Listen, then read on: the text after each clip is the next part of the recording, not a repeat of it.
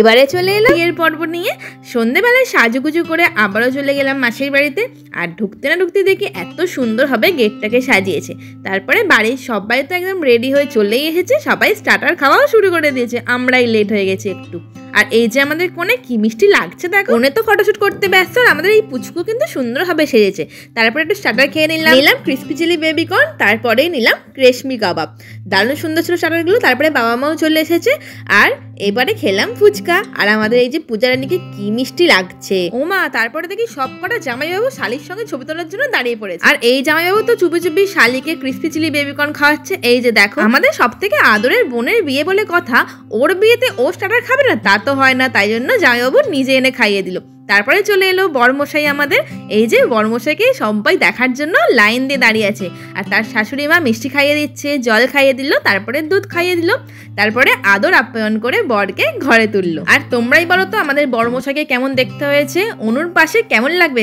বলো বলো। তারপরে আকাশের বন্ধুরা সবাই তত্ত্ব নিয়ে ভিতরে ঢুকলো। এখনো বরযাত্রী এসে পৌঁছায়নি, কারণ রামপুরহাট থেকে আসতে একটু তো টাইম লাগবে। বর আগে বেরিয়ে পড়েছিল বলে তাই জন্য একটু আগে পৌঁছেছে। আর এই যে কোণে তো একদম বন্ধুদের সঙ্গে গল্প করতে ব্যস্ত, আর এদিকে বরমশাইকে বরণ করা হচ্ছে। তারপরে আমাদের কোণেকে নিয়ে যাওয়া হবে। ততক্ষণ আমরা হই হুল্লোড় আড্ডা মারছিলাম। আর এটা হলো আকাশের বাবা। এবার তো কোণেকে নিয়ে যাওয়ার পালা। কোণে বলছে আমাকে বেশি উঁচুতে তুলবে না, তার জন্য সব জামাইবাবুকে ওরা কি রিকোয়েস্ট করছে আমায় উঁচুতে তোমরা তুলবে না, কিন্তু শেষমেশ উঁচুতে তোলা হয়েছে। আর আমাদের কোণে জিতেছে, বরের কাছে জিতেছে যে কোণে উঁচুতে সব থেকে উঠেছে।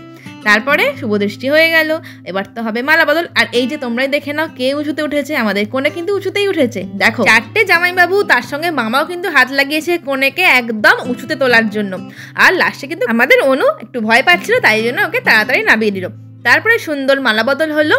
আর তারপরে একটা সুন্দর দৃশ্য আমরা দেখলাম। ফটোশুটের জন্য মালা বদল করতে বলা হয়েছিল, তাই জন্য আকাশ হাঁটু গেড়ে বসলো আর অনু মালা পরিয়ে দিল। তারপরে বিয়ে সম্পন্ন হলো। আর এই যে আমাদের অনুকে বিয়ের পরে কি যে মিষ্টি লাগছে যে কি বলবো। তারপরে সবাই মিলে একদম বসে পড়লাম খেতে। বিয়ে শেষ হয়েছে 3:45, আমরা খেতে বসলাম 3টে। প্রথমেই পড়ে গেল ফিশ বাটারফ্রাই, তোমরা ঘড়িটা দেখে নাও একবার। এই যে, আর তারপরে পড়ে গেল কড়াইশুঁটি কচুরি, শাহি পনির, তারপরেই পড়ে গেল মাটন বিরিয়ানি, চিকেন চাপ, ফ্রুট চাটনি, পাঁপড় আর খাইনি। শেষ পাতে পড়ে গেল কালাকাঁদ আর রসগোল্লা। তারপরে আমরা সবাই মিলে বাসর ভোর জাগলাম। আর এই যে দেখো, সব গ্রুপ পরের দিন সবাই সকাল সকাল উঠে পড়লাম, ওদের আশীর্বাদ করা হলো। তারপরে ওরা বেরোবে, কারণ অনেকটা দূর যাবে, তো তাই জন্য তাড়াতাড়ি ওরা বেরিয়ে পড়েছে। তারপরে অনুকে টাটা বললাম, আকাশকে টাটা বললাম। আর লাস্ট মুহূর্তে অনু শেষমেশ কেঁদেই ফেললো। এতক্ষণ চেপে থেকে থেকে আর পারলো না, একটু তো কষ্ট হবেই, যাওয়ার সময় সবাইকে ছেড়ে যাচ্ছে তো, স্বাভাবিক এটা। তারপরে আবারও নিজেকে সামলে সবাইকে টাটা বললে ও বেরিয়ে গেল। তারপরে আমরাও একটু মাসিদের সঙ্গে থেকে বেরিয়ে গেলাম। বৌভাতের ব্লগ নিয়ে জলদি ফিরছি, বাই।